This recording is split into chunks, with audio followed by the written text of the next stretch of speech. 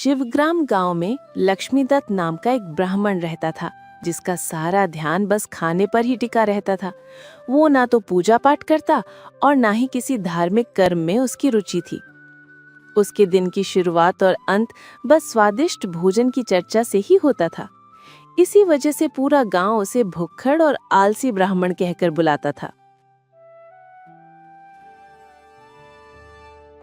अरे देखो तो सही, ये लक्ष्मीदत्त पंडित फिर से बाजार की तरफ जा रहा है, सुबह सुबह ही खाना ठूसने के लिए। सही कहा बहन, ये तो हर समय खाने की ही बातें करता रहता है। कल तो मैंने देखा ये फल वाले से आम की अलग अलग किस्मों के बारे में पूछ रहा था। बड़े ध्यान से समझा रहा था कि कौन सा आम कितने दिन में पकता है। भुक्कड़ कहीं का। पता नहीं इस ब्राह्मण का ईश्वर पर भरोसा है भी या नहीं। इसे तो मैंने आज तक पूजा पाठ करते नहीं देखा। जब देखो तब ये भजन की जगह भोजन में ही लगा रहता है। उधर लक्ष्मीदत्त सबकी बातें सुनकर भी अनसुना कर देता था। वो बाजार पहुंचा और सब्जी वाले से बात करने लगा। अरे कल्याण, आज तो तुम बैंगन बहुत अच्छे लाए हो। इनका तो मैं भरता बनाऊंगा, मसालेदार वाला, जैसा कल बनाया था। पंडित जी, आप तो हर सब्जी को मुझसे ज्यादा पहचानते हो, जैसे कोई प्रकांड पंडित वेदों को पहचानता हो।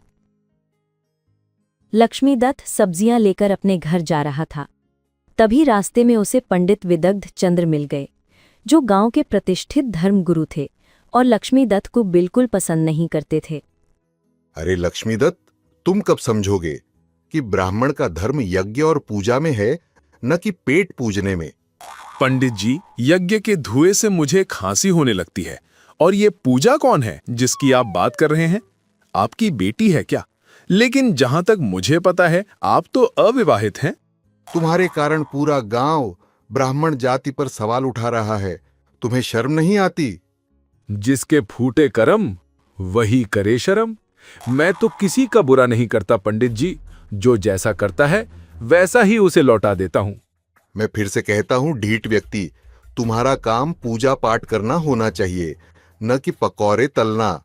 अच्छा है तुम सुधर जाओ, नहीं तो एक दिन तुम्हारे इस व्यवहार का फल तुम्हें जरूर भुगतना पड़ेगा। पंडित विदग्ध चंद्र गुस्से में वहां से चले गए और लक्ष्मीदत्त अपने घर की तरफ बढ़ चला। और घर पहुंचकर उसने चूल्हा जलाया और बैंगन का भरता बनाने में जुट गया। वो इतने मन से खाना बना रहा था कि उसे बाहर की दुनिया का होश ही नहीं था। अरे वाह, देखो तो सही, ये बैंगन कैसी महक दे रहा है, जैसे कोई फूल खिल रहा हो। अब इसमें थोड़ी सी हल्दी डालूंगा, थोड़ी सी धनिया और मिर्च, तो स्वाद में 4 चांद लगा देगी। उसी समय बाहर में 2 गांव वाले खड़े होकर उसे गौर से देख रहे थे। देखो, ये पीटू पंडित फिर से खाना खा रहा है। दिन भर में 5-6 बार खाना बनाते हैं और ठुसने लगते हैं। और एक हम लोग हैं जो दिन भर मेहनत करके भी 2 वक्त की रोटी जुटा नहीं पाते हैं।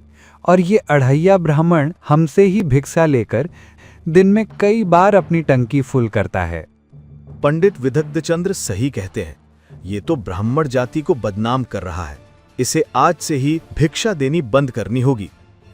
धीरे धीरे गांव में लक्ष्मीदत्त के खिलाफ माहौल बनने लगा। एक दिन मंदिर के बाहर सभा हुई, जहां पंडित विदग्ध चंद्र गांव वालों को लक्ष्मीदत्त के खिलाफ भड़का रहे थे। सुनो भाइयों, हमारे गांव में एक ऐसा ब्राह्मण रह रहा है जो न तो पूजा करता है और न ही किसी धार्मिक अनुष्ठान में भाग लेता है। वह तो बस खाने पीने में ही लगा रहता है, जिससे भगवान हम गांव वाले से बहुत नाराज है, क्योंकि हमारे वजह से एक नास्तिक का हुक्का पानी चल रहा है। सही कह रहे हैं पंडित जी। हमने कभी इसे मंदिर में आते जाते नहीं देखा। हाँ, मंदिर के भंडारे में ये जरूर अचानक से टपक पड़ता है। जब ब्राह्मण ही अपने कर्तव्यों को भूल जाएगा तो ईश्वर नाराज हो जाएगा। कहीं ऐसा न हो कि इसके कारण पूरे गांव पर कोई विपत्ति आ जाए। अरे पंडित जी, आप तो डरा रहे हैं। क्या सच में ऐसा हो सकता है? हाँ, बिल्कुल हो सकता है। इतिहास गवाह है, जब ब्राह्मण अपना धर्म छोड़ देते हैं तो प्रकृति भी कुपित हो जाती है। कुछ दिनों तक तो सब कुछ सामान्य चला। परंतु फिर अचानक एक दिन धूप इतनी तेज हो गई जैसे सूरज जमीन को ही सुलगाना चाहता हो। खेतों की मिट्टी में दरारें पड़ने लगी और नदियों का पानी सूखने लगा। गांव वाले पहले तो समझे कि कुछ दिनों की बात है, परंतु जब लगातार 2 महीने तक बारिश का नाम नहीं आया तो गांव में हाहाकार मच गया। ये क्या हो रहा है भगवान? मेरी सारी फसल सूख गई है, अब हम जिएंगे कैसे? कुएं का पानी भी समाप्त हो रहा है, पशु मरने लगे हैं। ये कैसी विपत्ति आन पड़ी है? मुझे तो पंडित विदग्ध चंद्र की बात याद आती है। उन्होंने पहले ही कहा था ना कि कोई विपत्ति जरूर आएगी। तभी गांव वाले डर और चिंता में रोते हुए पंडित विदग्ध चंद्र के पास पहुंचे। पंडित जी, अब तो कुछ करिए। इस अकाल ने हमारा जीवन दूभर कर दिया है। घर से लेकर गांव तक एक बूंद पानी नहीं है। मैंने तो पहले ही कह दिया था भाइयों, जब ब्राह्मण अपना धर्म भूल जाता है तो प्रकृति कुपित हो जाती है। ये सब लक्ष्मी दत्त के कारण हो रहा है। उसी नास्तिक के कारण आज सारी प्रकृति हमसे नाराज है। तुम लोग जब तक इस पापी को गांव से नहीं निकालोगे, यह विपत्ति टलेगी नहीं। विदग्ध चंद्र के इन शब्दों ने गांव वालों के डर को गुस्से में बदल दिया और वे एक जुलूस की तरह लक्ष्मी दत्त के घर की ओर चल पड़े। उनके हाथों में लाठियां और डंडे थे और चेहरे पर क्रोध था। लक्ष्मी दत्त उस समय अपनी रसोई में एक नई सब्जी बना रहा था। तभी उसे बाहर में शोर सुनाई दिया। अरे ये कैसा शोर है? जैसे कोई भीड़ इकट्ठा हो रही हो। जरा देखूं तो। जैसे ही वो बाहर निकला, उसने देखा कि सारे गांव वाले उसके घर के बाहर जमा हो गए हैं और उसे ही पुकार रहे हैं। अरे ओ अढ़ैया ब्राह्मण, तुम्हारे कारण आज पूरा गांव तबाह हो रहा है। तुम्हारे ही नास्तिक पने ने आज भगवान को क्रोधित किया है, जिसका फल सारे गांव वाले को भोगना पड़ रहा है। अरे भाइयों, मैंने क्या किया है? मैं तो बस शांति से रहता हूँ। तुम लोग क्यों मेरे पीछे पड़े हो? लेकिन हमारा जीना आज हराम हो गया है। तुम्हारे कारण भगवान नाराज हैं। बारिश नहीं हो रही, फसलें सूख गई हैं। तुम्हें तो हम जान से मार देंगे। इससे पहले कि लक्ष्मी दत्त कुछ समझा पाता, सारे गांव वाले उसके पीछे मारने को दौड़े। लक्ष्मी दत्त अपना जान बचाने के लिए जंगल की ओर भागने लगा। एक तो सुबह से मैंने कुछ खाया पिया नहीं है, ऊपर से ये मुझे कुत्ते की तरह दौड़ा रहे हैं। भाग लक्ष्मी दत्त, भाग। तभी लक्ष्मी दत्त ने देखा कि सामने एक पुराना बरगद का पेड़ है। वो तेजी से उस पेड़ पर चढ़ गया। जब उसने नीचे झांक कर देखा तो नीचे गांव वाले इकट्ठा हो चुके थे। उनकी आंखों में क्रोध था और हाथों में लाठियां थीं। उतरो नीचे पापी, तुम्हारे कारण पूरा गांव दंड भुगत रहा है। अरे पंडित जी, मेरी बात क्यों नहीं समझते? मैं निर्दोष हूँ, मैंने किसी को हानि नहीं पहुँचाई। झूठ बोलता है दुष्ट। उतरो नीचे वरना पेड़ ही काट डालेंगे। लक्ष्मी दत्त का दिल तेजी से धड़क रहा था। तभी वो एक डाल से दूसरी डाल पर जाने की कोशिश कर रहा था कि अचानक उसका पैर फिसला और वो नीचे गिरने लगा। तभी अचानक एक अद्भुत प्रकाश फैल गया, जिससे सबकी आंखें चौंधिया गईं। तभी प्रकाश में से एक दिव्य स्त्री प्रकट हुई, जो माता अन्नपूर्णा थी, जिसने लक्ष्मी दत्त को गिरने से पहले ही संभाल लिया। अरे ये क्या हुआ? ये तो चमत्कार है। ये देवी कौन है? तभी माता अन्नपूर्णा के मुख से मधुर स्वर निकला। लक्ष्मी दत्त, तुझ पर मेरी कृपा है। तूने हर भोजन को मेरा प्रसाद मानकर ग्रहण किया। तेरी श्रद्धा और निष्कपट भक्ति से मैं प्रसन्न हूँ वत्स। परंतु देवी, यह तो कभी मंदिर नहीं आया, पूजा पाठ नहीं करता, फिर आपने इसे क्यों बचाया? क्योंकि ईश्वर दिखावे की पूजा नहीं, भाव की पूजा चाहता है। इसने हर अन्न के कण को इतनी श्रद्धा से ग्रहण किया, जितनी श्रद्धा तुम यज्ञ में भी नहीं दिखाते। इतना कहकर माता अन्नपूर्णा लक्ष्मी दत्त को लेकर अंतर ध्यान हो गईं। गांव वाले हैरान खड़े देखते रह गए। उनकी आंखें फटी की फटी रह गईं। ये हमने क्या कर डाला? हमने तो एक सच्चे भक्त को सताया है।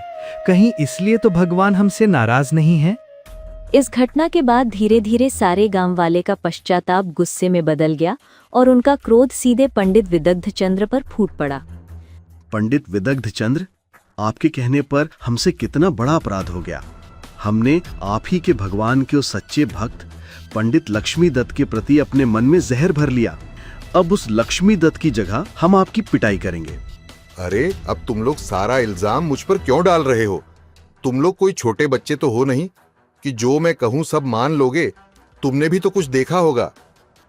लेकिन सारे गांव वाले पंडित विदग्ध चंद्र की एक नहीं सुनते और उनकी पिटाई करने लगते हैं। मुझे माफ कर दो, अब ऐसी गलती कभी नहीं करूंगा। मैं तो खुद उस लक्ष्मी दत्त के साधना का रहस्य जानना चाहता हूँ।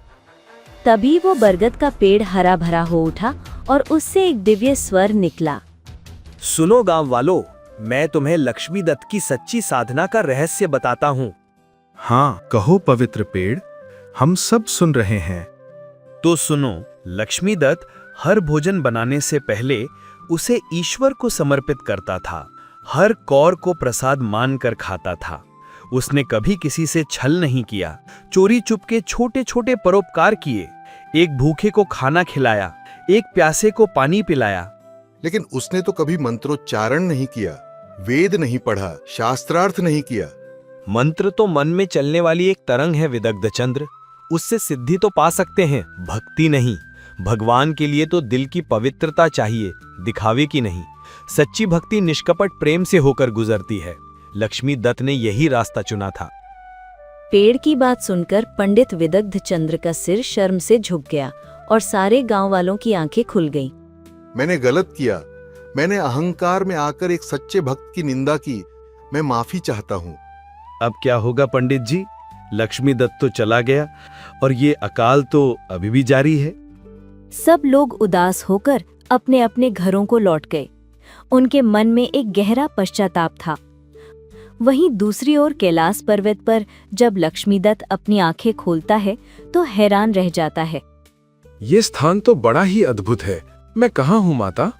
तुम मेरे धाम में हो लक्ष्मीदत्त, जहाँ हर कण में ईश्वर का वास है। माता, आपने मुझे बचा लिया। मैं तो एक साधारण ब्राह्मण हूँ। तुम साधारण नहीं हो बेटा, तुमने अन्न को ही ईश्वर माना और हर भोजन को प्रसाद समझकर ग्रहण किया। तभी माता अन्नपूर्णा ने लक्ष्मीदत्त को एक स्वर्णिम आसन पर बैठाया और उसके सामने ढेर सारा दिव्य भोजन परोसा। माता, ये भोजन तो अद्भुत है। ऐसा स्वाद तो मैंने कभी अनुभव नहीं किया। आज तो इस खाने को खाकर पहली बार मुझ जैसे अढ़ैया ब्राह्मण की भूख मिट गई।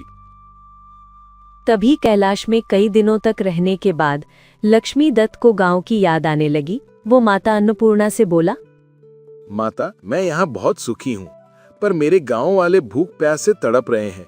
क्या आप उन पर दया कर सकती हैं?